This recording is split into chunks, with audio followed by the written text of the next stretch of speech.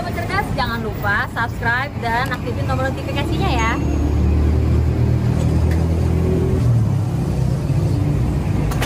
Assalamualaikum warahmatullahi wabarakatuh. Selamat datang di Korkal Siniar, di mana semua suara bisa didengar. Oke. Selamat datang buat teman-teman yang baru menonton video ini. Jangan lupa like, komen, dan subscribe dulu. Dan ini adalah episode yang sangat spesial. Ya. Hari ini kita syuting di sebuah hotel di Samarinda, namanya Hotel Horizon. Nanti teman-teman yang tidak berada di Samarinda boleh jalan-jalan ke sini. Dan yang lebih spesial lagi dari itu adalah episode kali ini dipersembahkan khusus dalam rangkaian hari ulang tahun Koran Kaltim yang ke-16. Kasih tepuk tangan dulu dong. Kalian pasti penasaran kan? Kalian penasaran kenapa suara tepuk tangannya asli hari ini ya? Karena kita ada orangnya, ada audiensnya ya di belakang sana. Halo teman-teman. Halo, ada orangnya teman-teman ya. Jadi kalau biasanya kita syuting di studio, hari ini kita syuting ada penonton aslinya. Biasanya cuman editing aja ya, biar ada suara tepuk tangannya. Ini hari ini ada orang yang beneran. Nah, untuk episode kali ini kita juga spesial karena seperti kalian bisa lihat di backdrop, judul kita hari ini adalah Korkal Siniar on Stage, yaitu dengan tema Jelang 5 tahun Kepemimpinan Isra Nur dan Hadi Mulyadi. Kenapa penting banget buat Koran Kaltim ngebahas jelang 5 tahun kepemimpinan Isra Nur dan Hadi Mulyadi? Karena pertama dalam sekian lama eksistensi Kalimantan Timur sebagai sebuah provinsi, Isra Nur dan Hadi Mulyadi adalah salah satu kepala daerah yang cukup dekat ya dengan media gitu. Apalagi Pak Isran dan juga Pak Hadi ya, di kepemerintahannya mereka relatif lebih dekat dengan media. Nah, untuk merayakan itu saya dan tim Korkal Siniar berusaha atau ingin untuk mencari tahu apa yang sudah dan sedang dilakukan atau mungkin akan dilakukan di masa kepemimpinan Isra Nur dan Hadi Mulyadi. Mungkin teman-teman di Kalimantan Timur belum banyak yang tahu bahwa sebentar lagi Pak Isran dan Pak Hadi akan mengakhiri masa jabatannya, yaitu di tahun 2023. Nah, tentu saja masa-masa kepemimpinan itu pasti banyak hal dan banyak cerita. Harusnya hari ini kita akan mendengar cerita dari Pak Isran atau Pak Hadi, tapi sayang sekali Pak Isran sedang berada di luar daerah dan Pak Wakil Gubernur sedang dalam kondisi yang kurang sehat. Dan akhirnya, tapi sekali lagi teman-teman, ini adalah keberuntungan buat Koran Kaltim karena di sebelah kanan saya sudah hadir narasumber yang luar biasa. Berikan tepuk tangan yang pertama untuk Bapak Haji Muhammad Faisal. Seperti Sobat Cerdas, para penonton Korkal Siniar sudah tahu ya, karena kita sering komunikasi, kita sering ngobrol, bahkan kita juga beberapa kali bikin konten bareng Pak Faisal. Beliau adalah Kepala Dinas Komunikasi dan Informasi Provinsi Kalimantan Timur dan tentu saja kita akan bisa mendapatkan banyak informasi dari beliau tentang apa itu dan bagaimana Pak Isra Nur Hadi Mulyadi selama 5 tahun terakhir. Dan yang kedua, teman-teman, untuk mengimbangi ya kehadiran Pak Faisal hari ini sebagai perwakilan dari pemerintah, sudah hadir bersama kita adalah pengamat hukum dan politik dari Universitas Mullah Orman. Berikan tepuk tangan untuk Bang Herdiansah Castro Hamzah. Ada Castronya teman-teman ya. Oke, dan yang terakhir tentu saja setelah sekian lama episode akhirnya kita munculkan ini dia orangnya ya. Orang-orang suka penasaran ini, Koran Kaltim ini punya siapa sih gitu ya. Ini dia nih orangnya nih ya. Orang yang ada di balik eksistensi Koran Kaltim sejak tahun 2006 sampai dengan 2017 sampai dengan hari ini. Berikan tepuk tangan yang paling meriah untuk Pak Desmond Minang Endianto, Direktur Koran Kaltim.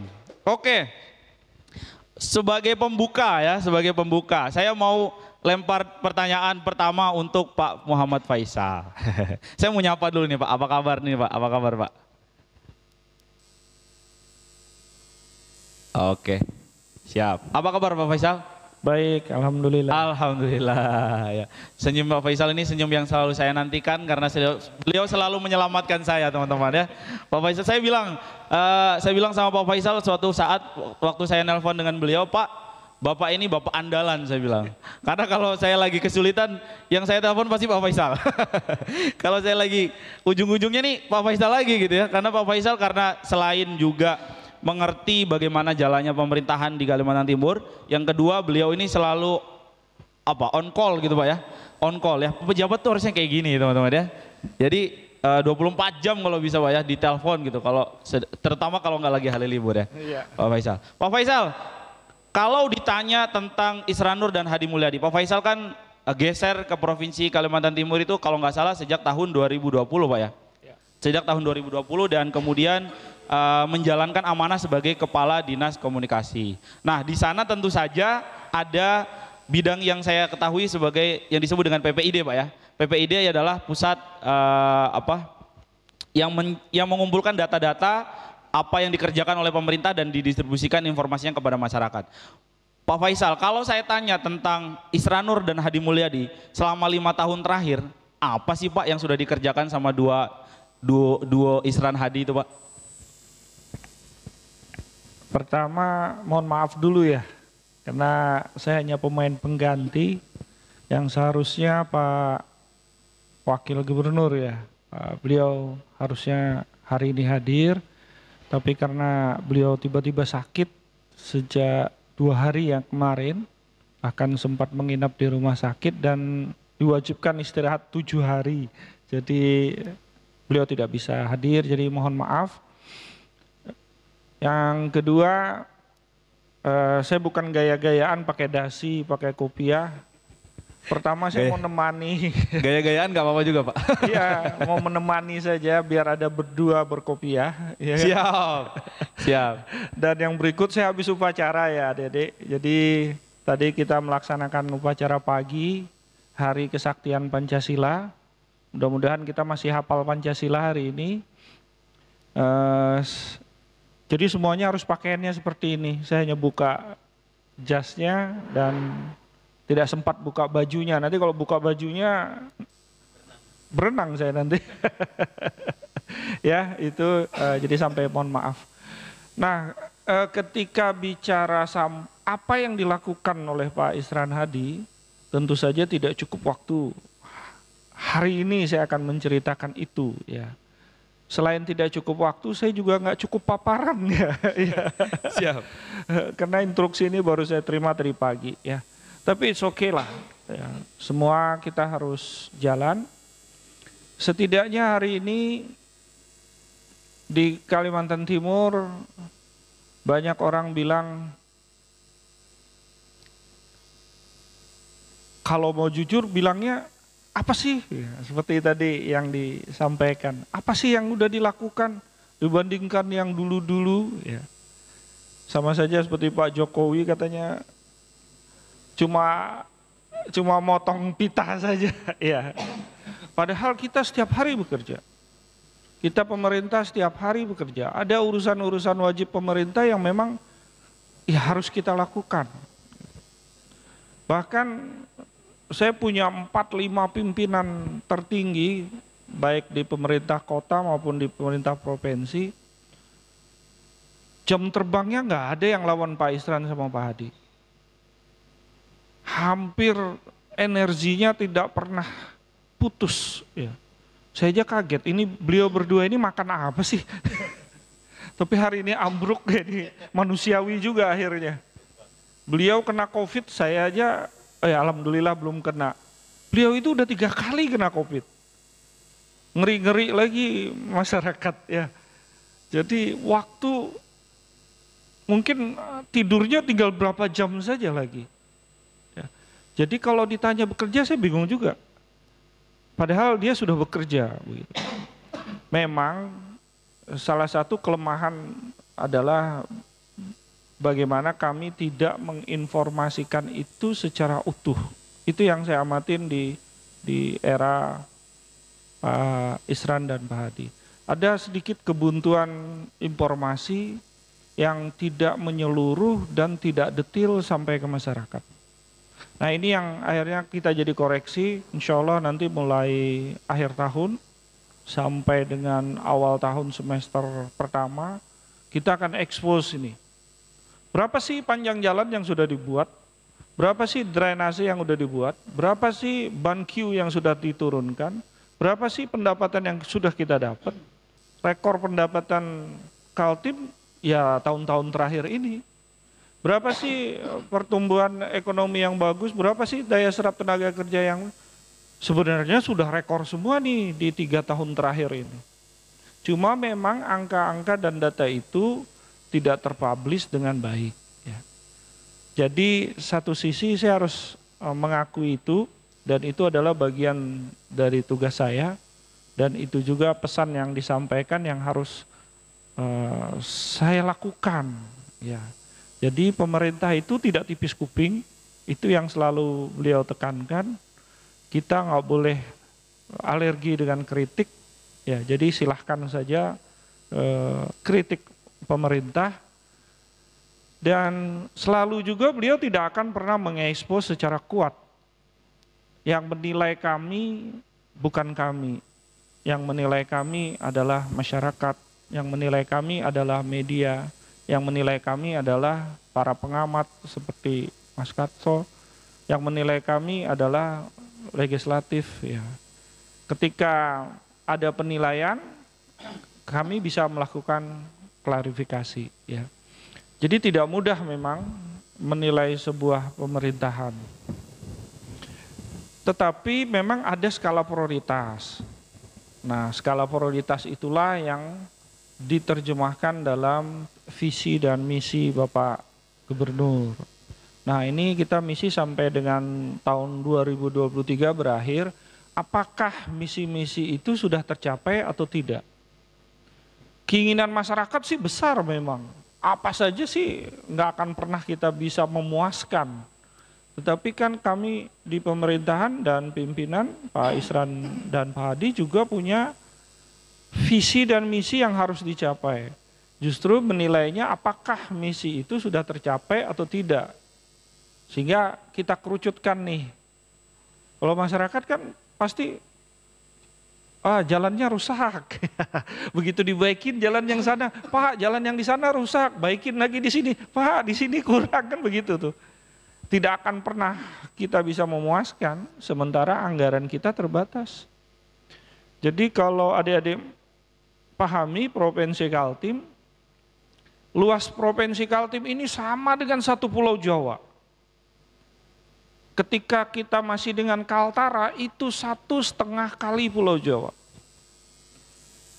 Bayangin, kita disuruh nyamain Pulau Jawa. Di Jawa ada Jawa Barat, ada DKI, ada Banten, ada Jawa Tengah, Jawa Timur, ada Jogja. Berapa provinsi itu? Kalau rata-rata provinsi ini punya 20-30 T, 1 tahun, wow ya. Belum lagi kabupaten kotanya. Sementara kita di Kaltim hanya punya 1 provinsi, hanya punya 10 kabupaten kota. Ini kalau kita bicara cuannya nih. Berapa sih APBD Kaltim? Kalau dilihat tren 4 tahun terakhir, rata-rata hanya 11, 12, 10, 11, 12. Ya rata-rata 11 T lah. Kabupaten kota, rata-rata ya 2 T lah. Antara 2,5, 2, paling tinggi Kukar ya. Tapi rata-rata antara 2 sampai 2,5 T lah. Anggaplah 10, 25 T tambah 11 T, kita hanya punya 36 T, suruh bangun 1 pulau Jawa. Yang infrastruktur fundamental, yang infrastruktur dasar saja, masih belum terpenuhi kita. Ya, jadi tidak mudah membangun dengan anggaran yang terbatas. Pak Isran Hadi selalu bilang, kalau kita mau, kita tutup saja gas, atau kita tidak kirim saja batu bara, berapa itu duit yang kita tumpuk? Tapi kan kita NKRI nih, ya. Tapi beliau terus berjuang nih. Ya, yang terakhir nih DBH sawit, kita sudah berjuang getol bersama beberapa provinsi untuk bisa dapat tambahan. Ya kita juga berjuang, tetapi kan kita tidak, Kaltim ini kan bukan anak nakal ya. Kalau kita mau nakal, tapi kan kita tidak. Tapi berkahnya luar biasa, setelah dicetok undang-undang IKN kan kita dapat limpahan yang luar biasa nanti pembangunan. Nah, tidak mudah ya adik-adik. Saya ingin brainstorming dulu sebelum jauh, bahwa tidak mudah dengan duit yang 30-40 T satu Kaltim kita membangun satu luas satu pulau Jawa. Jadi jangan berharap pembangunan kita bisa lebih cepat dari kawan-kawan di Jawa. Secara pitik saja. Nggak sampai penjoloknya Pak ya? Nah, ya kan, nggak capek. Nah, baru sekarang kita bicaranya APBD nih. Anggaplah 11 T. APBD itu kan kayak kue donat itu. Bulet. Ya Mas ya kasih tau. 20% nggak bisa diapa-apain buat pendidikan. Saya kira kabupaten kota juga sama, di Samarinda juga begitu. 10% pasti untuk kesehatan. 40-an lah, 30-40% pasti untuk kegiatan di dalam ya, buat gaji guru, gaji saya, gaji tukang sapu di jalan, gaji pegawai-pegawai, bayar listrik, bayar air, bayar, kan harus dibayar nih semuanya. Itu rata-rata 30-40%. Udah berapa itu? Anggaplah paling rendah lah 30. Tambah 20, tambah 10, sisa 60, sisa 40%. 40% dari 10 T.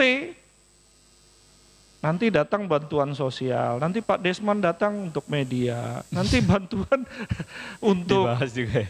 Ya kan? Ya. Terus untuk bangunnya berapa? Sisanya dikit Pak ya, berarti kurang lebih sisa 4 triliunan.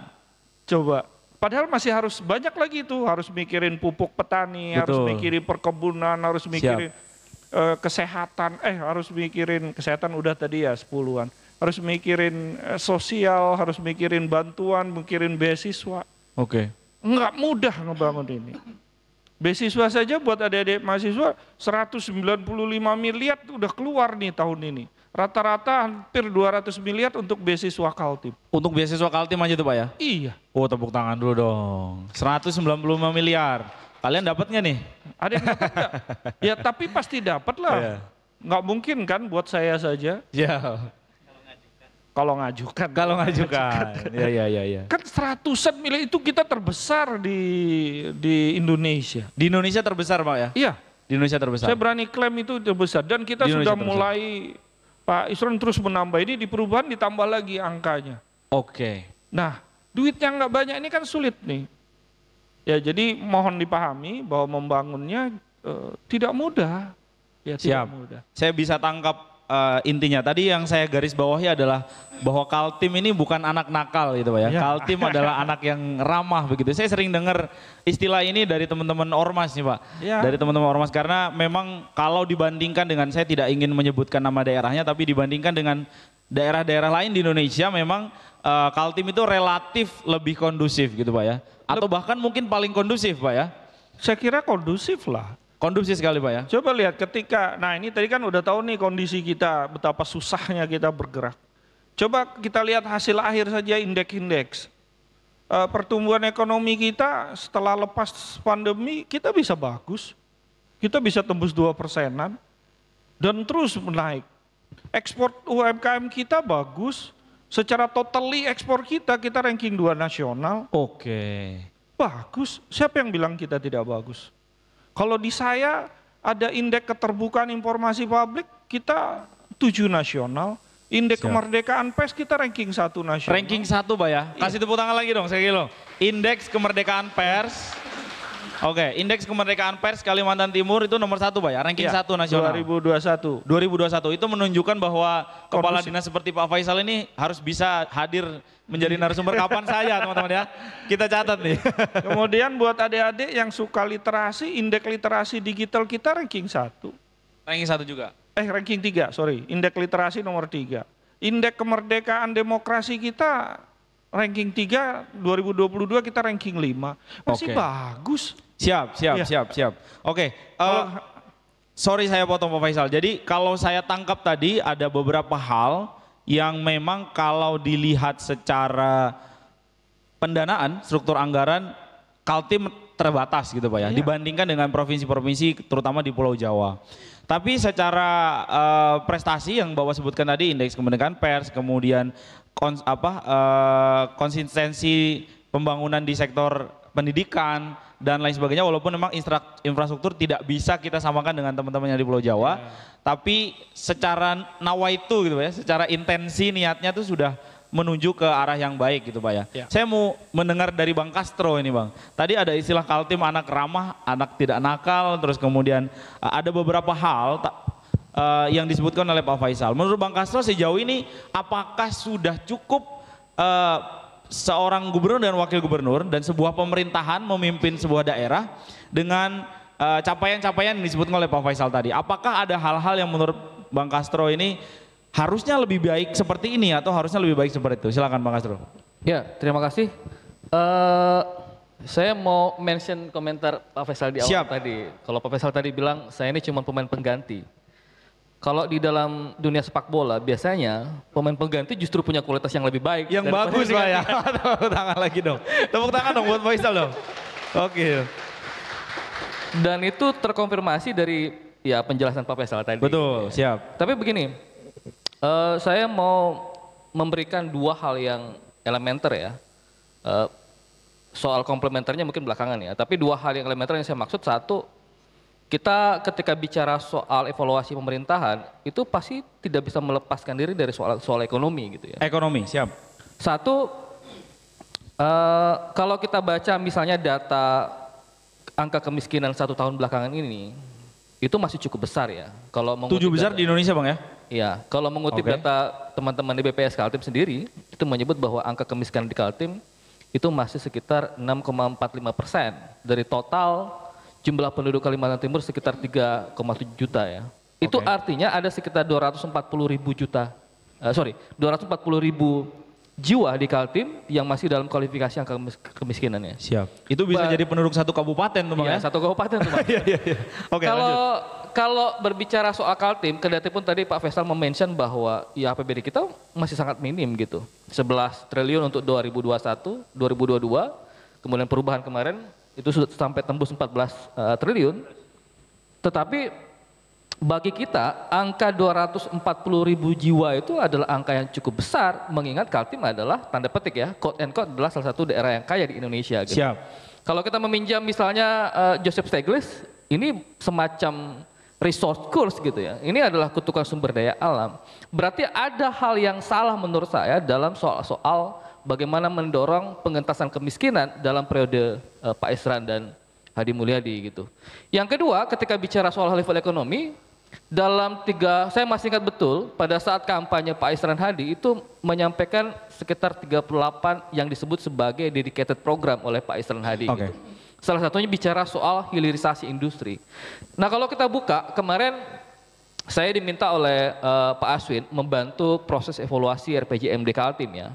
Untuk 5 tahunan dan di tahun ketiga di tahun 2021 kemarin. Ya saya nggak tahu ya apa Pak Aswin pada akhirnya menyesal melibatkan saya karena saya bisa mendapatkan data-data itu. Tapi saya mau bilang begini, peta jalan hilirisasi industri itu juga belum kita temukan. Di seluruh Kaltim? Iya di periode Pak Isran ini gitu ya. Siap. Jadi peta jalan hilirisasi itu tidak kita temukan di mana lokasinya, dalam kualitas produk apa yang kemudian kita akan maksimalkan dan lain sebagainya. Sama ketika kemudian isu, karena saya masih menganggap food estate itu masih sekedar isu ya. Sekedar isu Bang ya? Iya, bagi saya begitu. Walaupun informasi ini, sorry Bang saya potong, di Kutai Timur itu kalau nggak salah ada salah satu pengolahan pisang. Ya, apakah itu tidak termasuk Bang? Perjanjian kerjasama antara provinsi dan Kutai Kartanegara, Kutai Timur, PPU dan Pasir itu kan baru berlangsung di tahun 2021 ya. Itu adalah tahun ketiga periode pemerintahan Isran Nur. Artinya kalau kemudian pertanyaan eksekusinya seperti apa, itu mustahil dieksekusi ketika tahun-tahun terakhir pemerintahannya. Begitu. Baru mulai. Problemnya kan di situ. Sementara kalau kita analisis Kaltim secara umum, ketergantungan kita kan masih sangat besar di daerah-daerah lain ya. Gak usah jauh-jauh lah.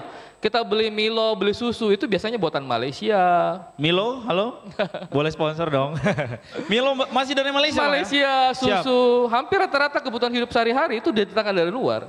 Jadi kalau kita bicara soal konteks kemandirian Kalimantan Timur, kita belum punya aspek kemandirian itu. Kita belum bicara soal ketergantungan terhadap industri migas ekstraktif ya, batu bara dan lain sebagainya. Jadi soal-soal ekonomi seperti ini menurut saya mesti menjadi PR yang kalau bahasa tagline Pak Isran soal Kaltim berdaulat dan lain sebagainya itu masih dalam tataran konsep, ide dan gagasan menurut saya.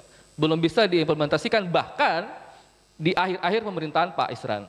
Itu satu ya. Wow. Satu soal ekonomi. Yang kedua, hal elementer yang lain yang saya anggap masih bagian penting dari PR Pak Isran dan Pak Hadi adalah soal lingkungan dan penegakan hukum. Itu satu mata rantai gitu ya. Kalau teman-teman buka data soal tambang ilegal itu masih ada 151 titik dan baru tiga terkonfirmasi masuk ke kanal penyelesaian proses hukum. Belum ada yang ketuk palu ya. Ada satu kasus tapi itu masih dalam wilayah abu-abu. Kita belum bicara misalnya soal ada sekitar 1.700 reklamasi dan pasca tambah yang tidak dilakukan atau yang ditinggalkan oleh perusahaan-perusahaan. Itu adalah PR-PR yang sampai sekarang belum bisa diselesaikan oleh Pak Isran dan Pak Hadi Mulyadi. Artinya apa? Soal lingkungan yang menjadi bagian elementer itu belum bisa dijangkau. Bahkan ya ini sudah masuk tahun keempat sebenarnya. Sisa 1 tahun lagi Pak, efektifnya. Sisa 1 tahun lagi. Betul. Saya mau mengklarifikasi juga sekaligus. Dulu ada statement dari dulu masih juru bicara Pak Isran Hadi ya, Pak Syafranuddin waktu itu. Yang bahkan itu dipost di akun atau official resmi dari pemerintah Provinsi Kalimantan Timur. Yang sempat bilang begini, loh kalau kemudian kita mengeksekusi mereka-mereka yang dianggap ilegal, jangan sampai mereka menggugat balik. Itu kan logiknya nggak dapat gitu. Pemerintahnya takut gitu maksudnya Bang ya? Kita yang kecurian, kita yang takut dengan pencurinya, kan itu kan logikanya begitu gitu. Padahal dalam konteks hukum, gubernur, wakil gubernur, dan setiap kepala warga Kalimantan Timur itu punya legal standing untuk melaporkan kejadian-kejadian seperti itu soal tambang ilegal, termasuk reklamasi dan pasca tambang ya. Kalau teman-teman buka di Undang-Undang 3 2020, perubahan 4 2009 tentang pertambangan mineral dan batubara itu, perusahaan bahkan yang tidak mereklamasi lubang-lubang yang ditinggalkan, itu sebenarnya bisa kena sanksi pidana gitu. Langsung pidana Bang ya? Langsung pidana, makanya kemarin kalau teman-teman buka berita, ada dua orang ya, warga negara asing yang kemudian dibacok oleh dari China Bang ya? Dari China, masyarakat di sana, itu adalah hal yang bisa jadi akan semakin besar kalau problem reklamasi atau lubang-lubang yang ditinggalkan, termasuk soal tambang ilegal itu tidak diselesaikan oleh pemerintahan. Itu dua hal yang elementer yang saya pikir yang masih menjadi PR. Yang komplemennya perlu disampaikan aja Bang, biar terdengar. Kira-kira komplemen dari Abang ke pemerintah Provinsi Kalimantan Timur apa? Satu begini, dalam evaluasi RPJMD kemarin yang saya lakukan dengan teman-teman di Unmul, itu ada 10 indikator kinerja utama ya. 10 indikator. Nah problemnya kemudian yang seperti yang saya bilang tadi, ada 3 indikator yang belum diselesaikan oleh Pak Isran Nur. Di antaranya ya, satu tadi soal kemiskinan sudah, pengangguran juga demikian. Jadi saya sedang duduk di depan ini Bang, saya sedang duduk di depan calon-calon pengangguran selanjutnya. Jadi teman-teman harus bersiap-siap ini ya, baca koran Kaltim ya, ada lowongan kerja di sana. Lanjut Bang. PR Pak Isran Hadi juga itu linear antara kemiskinan dan pengangguran. Kalau kita baca data teman-teman di BPS itu masih sekitar 6,81 jumlah pengangguran di Kalimantan Timur. Jadi kurang lebih 200-an ribu juga gitu ya. Artinya problem ini menjadi problem akut kalau juga tidak menjadi hal yang diseriusi oleh pemerintahan Isran Hadi gitu. Kita belum bicara misalnya indeks Gininya ya, ketimpangan pendapatan antara masyarakat di wilayah Kalimantan itu juga masih menjadi PR panjang dari Pak Isran Hadi yang belum bisa diselesaikan gitu. Belum bicara misalnya soal dedicated program tadi gitu ya.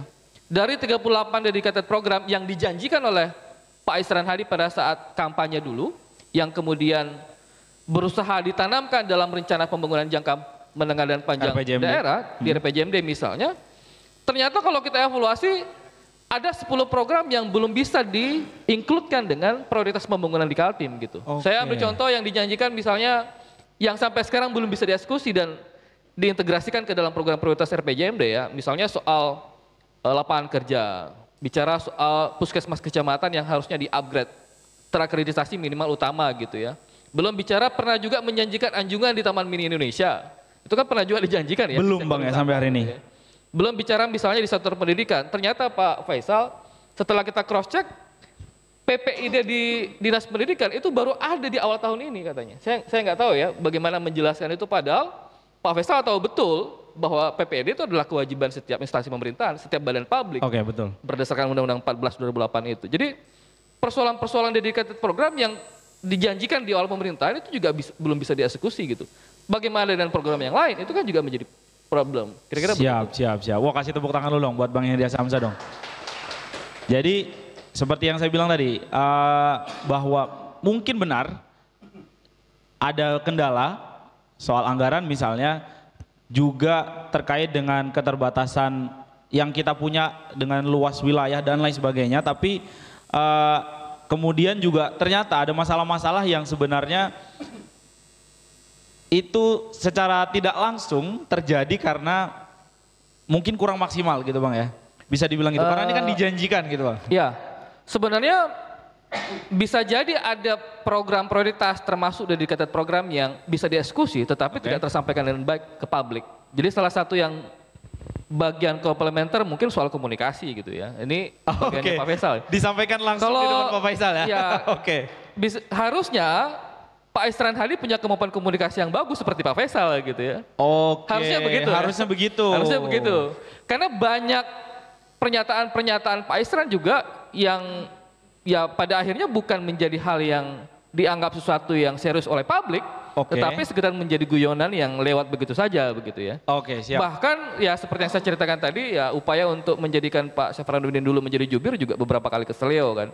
Memang urusan komunikasi publik juga menjadi hal yang menurut saya dalam level komplementer tadi PR yang harus diselesaikan oleh Pak Isranur dan Pak Hadi. Oke, luar biasa. Nah, sebelum ke Pak Faisal lagi, ini saya ada beberapa hal yang mau saya konfirmasi langsung ini ke Pak Faisal. Tapi tadi disebutkan tentang komunikasi publik yang memang sampai hari ini dinilai oleh Bang Castro, mungkin juga oleh teman-teman di luar sana kurang terbuka atau bukan kurang terbuka secara alat, kurang maksimal gitu. Karena yang disampaikan, kalau saya tangkap dari bahasa yang disampaikan Pak Faisal tadi, ada hal-hal yang memang secara full tidak disampaikan kepada publik oleh Pak Isran dan Pak Hadi. Itu yang saya tangkap dari Pak Faisal begitu. Mungkin ada hal-hal yang dipertimbangkan oleh pemerintah provinsi. Tapi sebelum ke sana, Bang Kasal tadi menyampaikan beberapa hal tentang program Pak Isran Hadi yang bahkan dijanjikan tapi belum juga bisa terrealisasikan. Nah, kalau dari sisi media ini,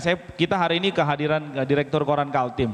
Bagaimana kemudian media melihat eksistensi duet Isran Nur Hadi Mulyadi yang selama beberapa waktu saya sendiri juga sempat bertatap muka langsung dan menjadi orang yang ada di tempat ketika Pak Isran mengeluarkan statement-statement yang menurut saya sih menghibur begitu ya. Tapi kalau mungkin kurang produktif ya saya kurang paham. Menurut Pak Desman nih sebagai orang yang berkecimpung di dunia media melihat eksistensi Isran Nur Hadi Mulyadi ini seperti apa?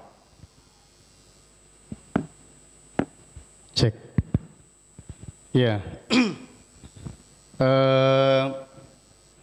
Jadi duet Pak Isran dan Pak Hadi ya kalau saya melihat ini ya tentu dari sisi kepemimpinan ya, seperti saya katakanlah mengelola sebuah media gitu loh. Jadi ada kelemahan dan mungkin juga ada kelebihannya gitu ya. Ya layaknya seorang pemimpin itu ya tentu harus demikian resikonya gitu. Apa yang disampaikan oleh Kepala Diskominfo Bang Faisal itu juga banyak benarnya gitu ya. Artinya tidak terukur dalam melakukan ekspos yang dilakukan oleh Pak Isran Hadi gitu kan. Sebenarnya banyak sesuatu hal yang saya amatin itu kinerja-kinerja yang beliau berdua lakukan itu menyentuh gitu ya terhadap masyarakat. Ya mungkin tadi problemanya mungkin ya Pak Faisal gitu ya. Misalkan BanQ misalnya ya kayak di Samarinda saja kemarin itu memberikan katakanlah support untuk peningkatan kapasitas air bersih itu kan juga sesuatu yang luar biasa gitu loh untuk masyarakat gitu ya, karena air bersih merupakan bagian dari katakanlah sesuatu yang ya menurut saya sebuah pokok yang harus diadakan gitu ya, harus ditanggung oleh pemerintah gitu. Nah, ya hanya saja satu sisi juga kadang tanda kutip kelakuan Pak Gubernur juga sangat sulit ditebak gitu ya. Kelakuan Pak Gubernur ya. Gerak-gerik beliau ingin meninjau lokasi banjir itu diam-diam gitu kan. Ini kan juga menunjukkan bahwa kesulitan pula gitu bagi saya kira pemerintah atau OPD terkait untuk melakukan ekspos atau apa sih yang dilakukan oleh gubernur ketika terjadi katakanlah sesuatu musibah yang berdampak terhadap masyarakat, tapi satu sisi beliau ini melakukannya tanpa sepengetahuan, bahkan ajudannya pun kabarnya tidak mengetahui gitu. Itu ketika terjadi sekitar tahun saya ingat itu di 2018 2019 lah gitu ya. Ketika ninjau banjir di Bengkuring itu tidak ada yang tahu gitu satupun gitu istilahnya gitu ya. Nah, artinya ke depan saya kira untuk mengimbangi Pak Gubernur maupun khususnya Pak Gubernur ya. Nah, ini saya kira juga diperlukan sosok yang juga mungkin lebih sigap, lebih cepat dan lebih mengerti gitu ya. Apa yang disampaikan oleh Kepala Diskominfo saya kira juga itu banyak benarnya. Nah, kemudian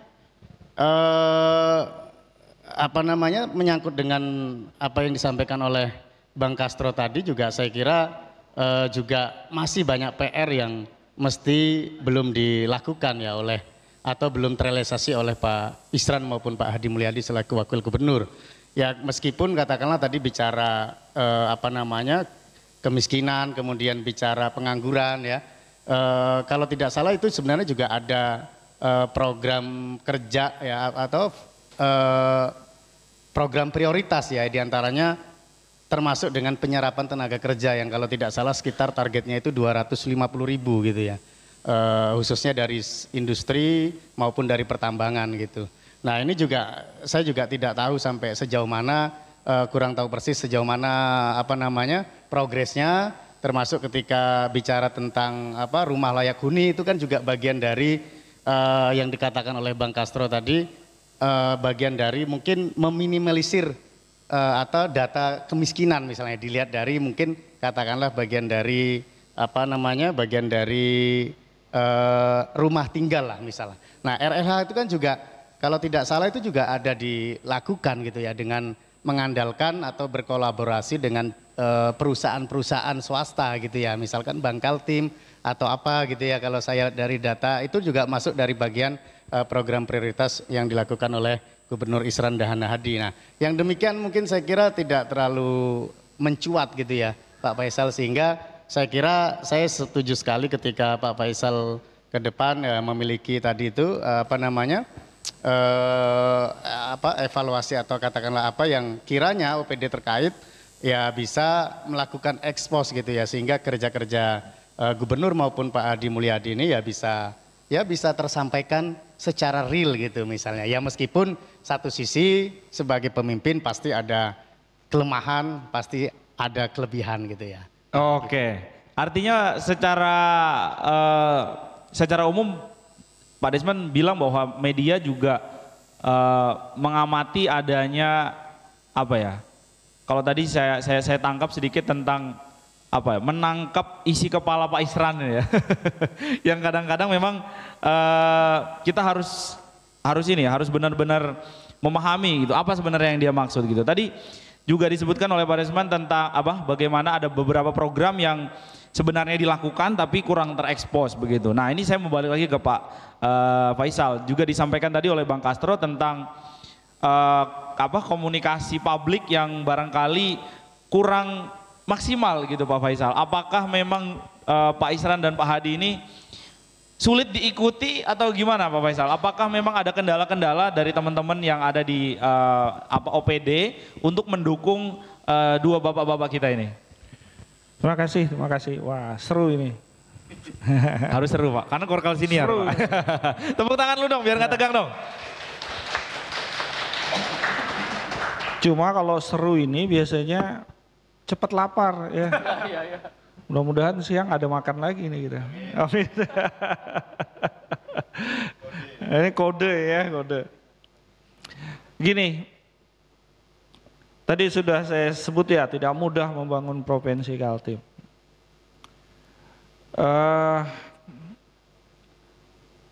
Kemudian Pak Desmond dan Pak Rusdi juga bilang betapa sulit menebak pimpinan ya, Pak Isran. Kalau kami di pemerintahan sebenarnya pemerintah birokrasi ini kan lentur saja. Kita punya punya guidance sendiri bagaimana untuk bekerja, kemudian kita ngikut saja, di atas merah, merah, di atas hijau, hijau, di atas kuning, kuning, ya kita ngikut saja gaya. Birokrasi itu kan prinsipnya lentur saja dia. Nah ketika gaya Pak Isran dan Pak Hadi ini begini, ya kami ikut saja nih begini. Nah memang sedikit kelemahan tadi ya sudah saya ungkap adalah di komunikasi publik. Berarti kekuatan itu sebenarnya kuncinya jadinya di saya. Gitu. Nah saya masuk tahun 2020 saya nggak bisa apa-apa. Karena saya tidak bisa buat perencanaan di 2021. Tapi ya sedih memang. Cuma kalau mau curhat kan enggak enak di sini ya kan. Curhat aja Pak. Sedih memang. Kira-kira apa sih Pak yang kemudian, karena kan kalau dilihat dari timeline waktunya Bapak masuk di tengah nih ya kan? Ya saya masuk kan 2020. 2021 saya tidak bisa buat perencanaan. Siap. 2021 ini saya jalankan punya orang aja ini. Kan 2021 terasa ini. Betapa anggaran buat media lemah, betapa di Kominfo bahkan hanya punya online, saya langganan koran saja tidak ada. Wah. Ya. Saya pertama masuk Mas Gastro, koran itu saya langganan bayar sendiri. Wah. Ya kecuali di kantor gubernur ada, ini saya cerita Kominfo-nya saja.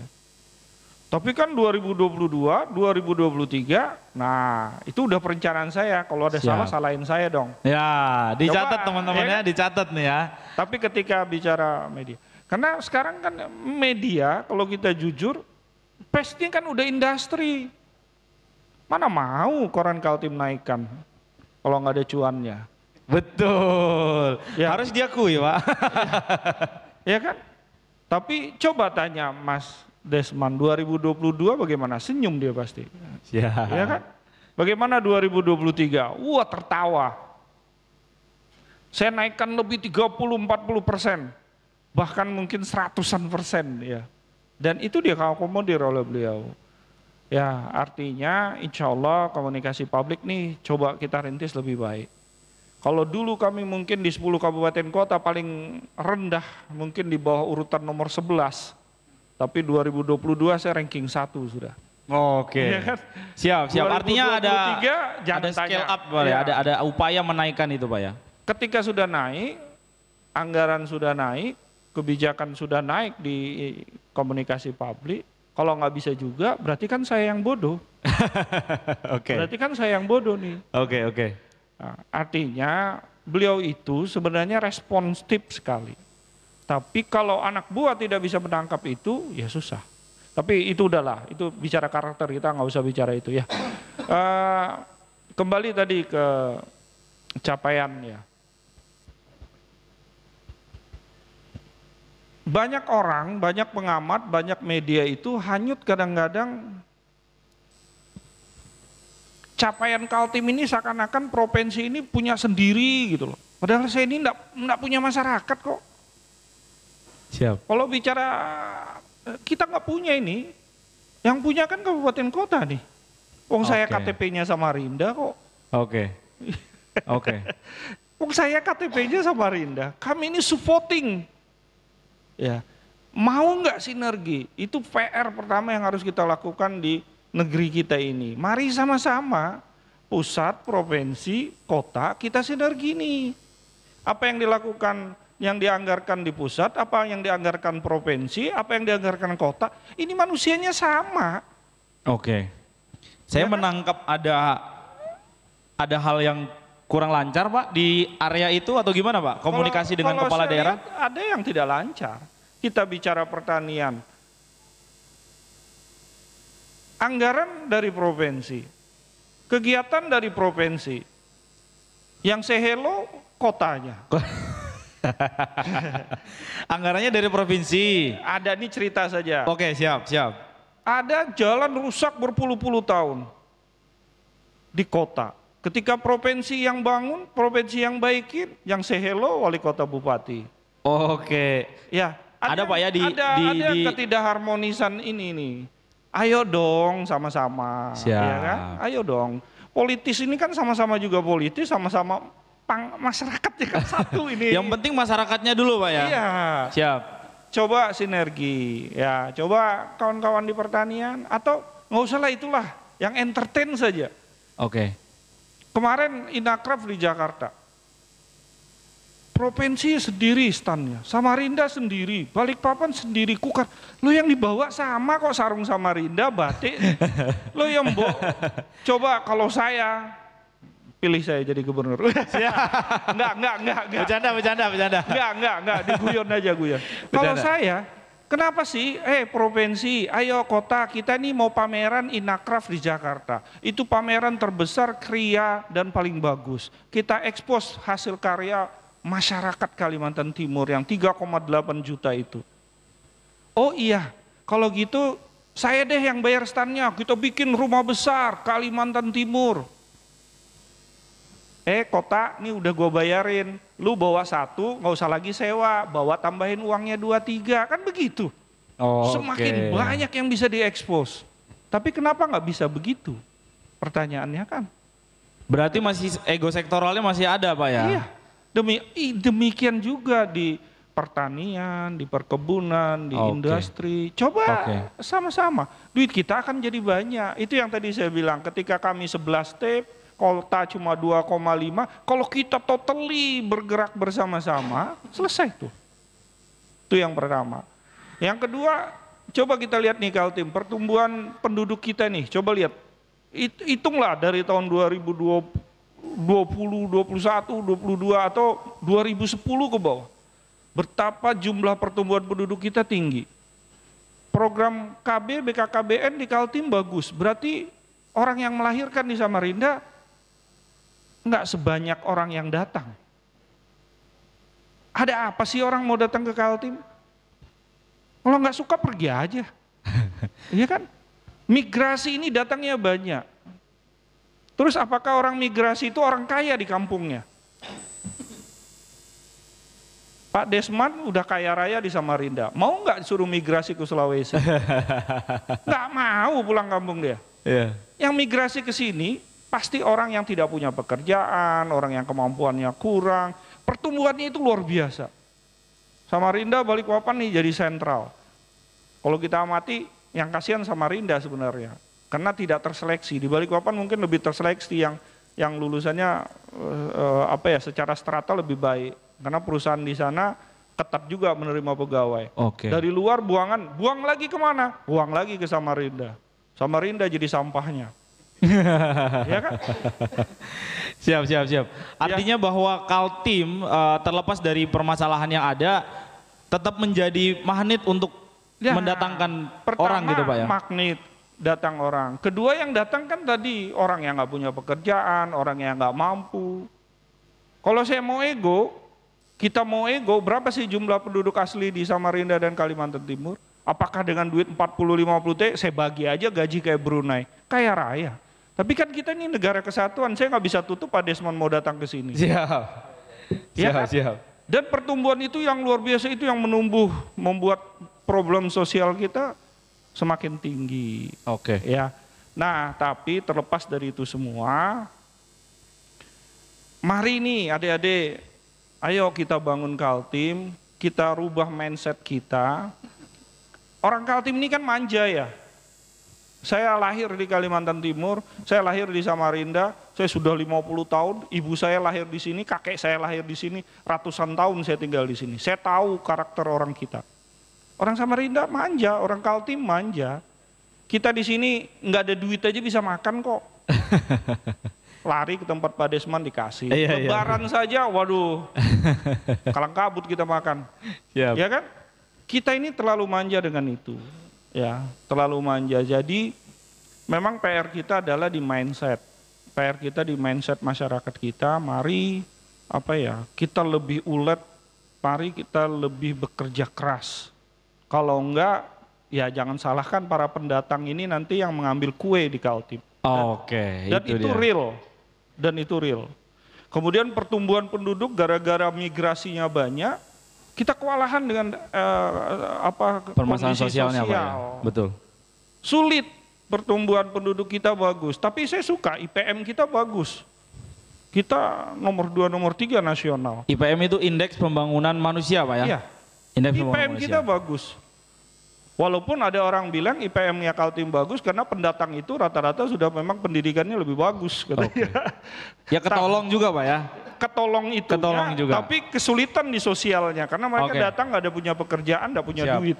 Ya, akhirnya jadi PR kita nggak akan pernah selesai.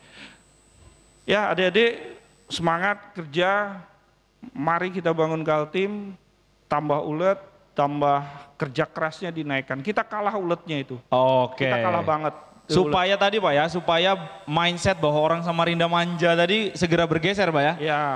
Dan itu generasi juga, Pak Faisal udahlah gitu ya. Dan itu juga akhirnya mempengaruhi mindset para pengusaha-pengusaha kita. Siap.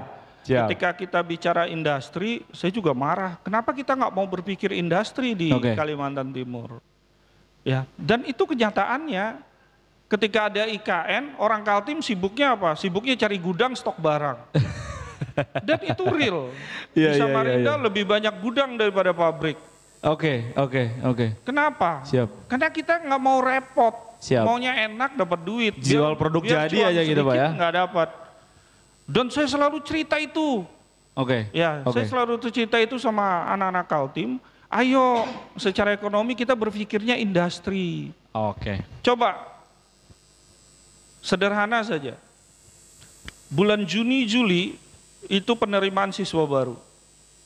Setiap sekolah SD sampai SMA butuh baju. Iya kan? Coba jalan tuh di Gang Tanjung samping itu. Orang jualan baju. Lakunya bukan main. Coba tanya, ada nggak yang buat orang Samarinda atau orang Kaltim? Nggak ada. Semua barang dari Jawa masuk. Ya kan? Coba saya pernah tanya ke pedagang, kenapa Bapak ngambil bajunya anak-anak sekolah ini dari Jawa? Kalau produksi Samarinda mahal Pak. Ya mahal lah, dia jahit sendiri, beli kain sendiri, beli benang sendiri. Saya pernah pikir Mas Castro sama kawan-kawan industri, coba kita kumpulkan semua penjahit di Samarinda, kita suruh kumpul di Gor Segiri, kita bicara soal industri, bulan Mei kita produksi.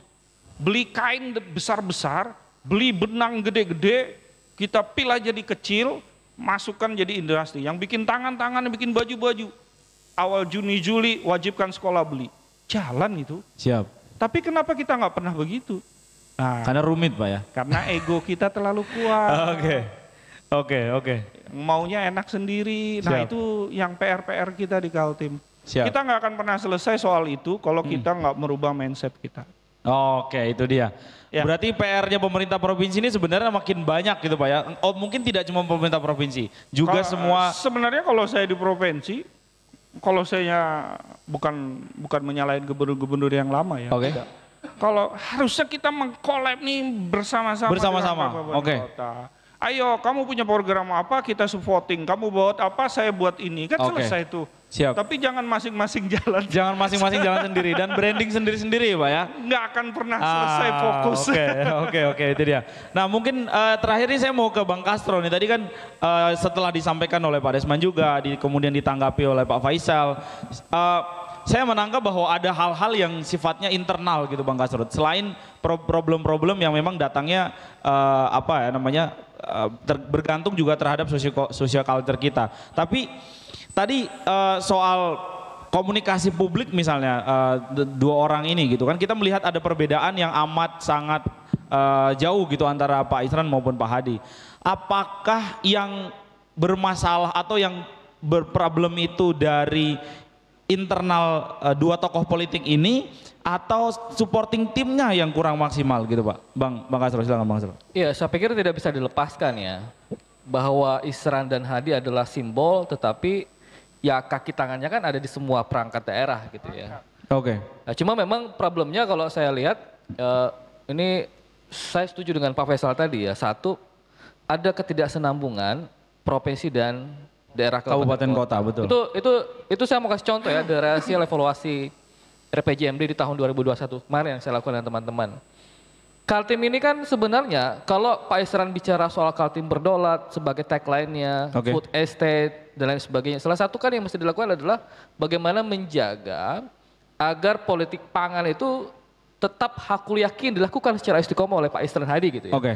Problemnya begini, seberapa besar sih ketersediaan lahan di kabupaten kota itu? Oke. Kita dulu pernah punya produk hukum, Mbak. Di tahun 2013 saya masih ingat betul, itu Perda nomor 1 2013 tentang PPLP, pelindungan lahan pertanian pangan. Oke. Itu kemudian dibatalkan oleh, waktu itu kewenangan pembatalan perda masih di Kementerian Dalam Negeri ya. Oke. Sebelum ditarik ke Mahkamah Agung.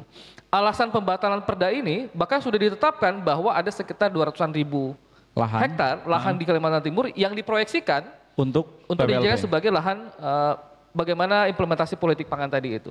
Sayangnya perda ini kemudian dibatalkan dengan alasan bahwa kewenangan pengaturan soal lahan itu Ada di bukan di provinsi tetapi di Oke. kabupaten kota. Pertanyaannya begini, berapa banyak sih kabupaten kota yang sekarang serius mendesain politik pangan agar bisa dieksekusi di level kabupaten kota? Oke. Itu kan yang belum jalan ya. Siap, siap. Kalau kemarin Bu Yana sempat ngomong, Kadis Pangan ya, Kadis dia Pangan. bilang penyusutan lahan pangan di Kaltim ini katanya, saya meminjam datanya Bu Yana, itu terjadi sekitar 4% per tahun. 4% per tahun? 36 sampai 37 ribu hektar per tahun. Oke. Itu penyusutan. Siap. Yang Dari lebih banyak, existingnya berapa ya, persen tuh Bang? Dari existingnya? yang lebih banyak memang dikarenakan oleh alih fungsi lahan, entah itu tambang, sawit dan lain sebagainya. Oke. Jadi kalau mau bicara soal politik pangan, mesti memang bergerak bersama, ada kesatuan gerak antara provinsi dan kabupaten kota. Oke. Saya mau ambil contoh lain, Pak. Satu, dalam level membangun posisi tawar provinsi itu juga kan jadi problem selama ini. Bicara soal DBH, kemarin di Undang-Undang HKPD kita nggak bisa ngapa-ngapain, akhirnya diketuk palu dan saya boleh mengatakan bahwa itu tidak terlalu menguntungkan Kaltim gitu ya. Problemnya di mana? Ada proses yang tidak menyatu antara Kaltim, Pemprov dalam hal ini dengan wakil-wakil di Senayan misalnya gitu ya. Ada 8 orang anggota DPR plus 4 orang anggota DPD.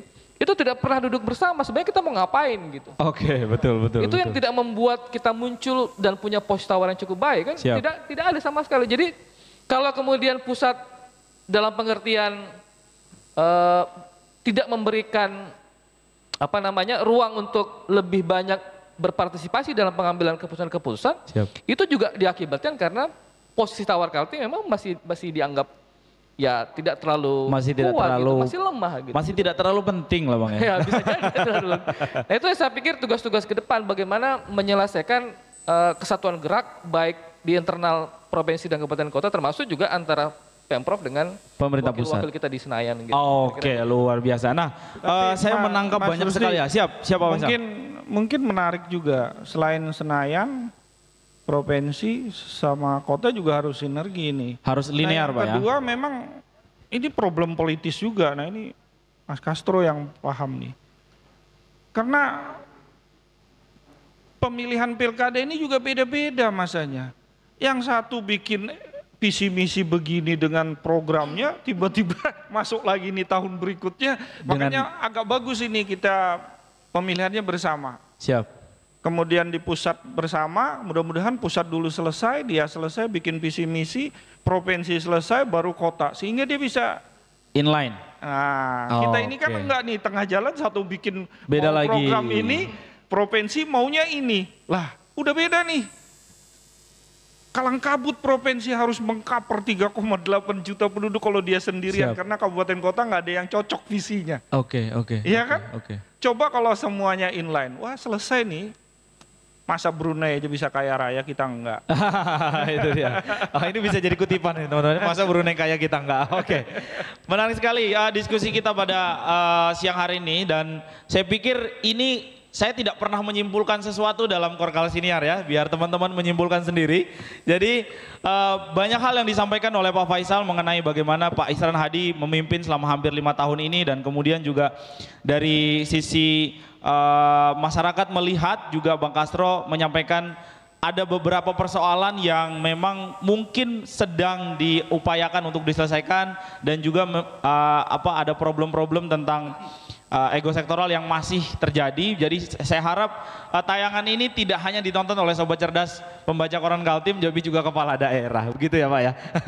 Kepala daerah ayo tonton dulu sampai selesai supaya imbauan atau ajakan dari Pak Faisal juga kritik dari Bang Castro tadi tentang masih belum inline-nya pembangunan di Kalimantan Timur bisa lebih ditekankan ya. Mungkin ayo kita kerjasama, kata Pak Faisal tadi, masa Brunei kaya kita enggak gitu Pak ya. Kutipannya Korkal Siniar hari ini. Oke, saya masih pengen ngomong banyak sekali hal dan saya masih pengen nanya-nanya banyak sekali hal, tapi durasi jual lah yang membatasi kita teman-teman. Bapak-bapak terima kasih, buat Pak Desman terima kasih, Pak Faisal terima kasih banyak sudah meluangkan waktu hadir di sini. Bang Castro, Bang Hardiansyah Hamzah juga terima kasih sudah mau-maunya datang ke sini ya. Buat teman-teman yang ada di belakang tepuk tangan dong. Terima kasih sekali lagi buat semua tim. Saya mau mengingatkan lagi bahwa sampai dengan bulan November kita masih ada rangkaian ulang tahun Koran Kaltim yang ke-16. Akan banyak sekali kegiatan-kegiatan, jadi pantengin terus Instagram Koran Kaltim @korankaltim. Di sana ada banyak informasi terbaru tentang kegiatan-kegiatan yang akan kami lakukan. Dan jangan lupa untuk like, komen, dan subscribe channel Koran Kaltim Video, karena selain berita ada juga Korkal Siniar yang menghadirkan konten-konten seperti pada konten video ini. Terima kasih sekali lagi, nama saya Rusdi pamit. Assalamualaikum warahmatullahi wabarakatuh.